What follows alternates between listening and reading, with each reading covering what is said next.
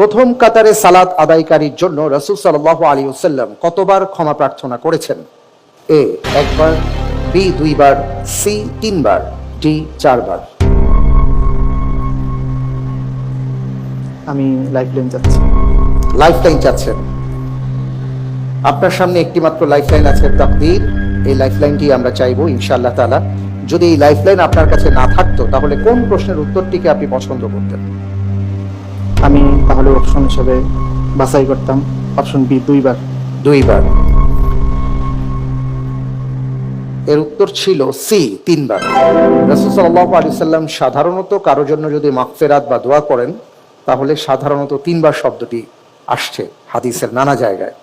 এখানেও তিনবার হবে। রাসূল সাল্লাল্লাহু আলাইহি ওয়াসাল্লামের ব্যাপারে এসছে আন্না রাসূলুল্লাহ সাল্লাল্লাহু আলাইহি ওয়াসাল্লাম কানা ইস্তাগফিরু লিস-সাফফিল মুকদ্দামি সালাসান ওয়াস-সানি মাররাতান।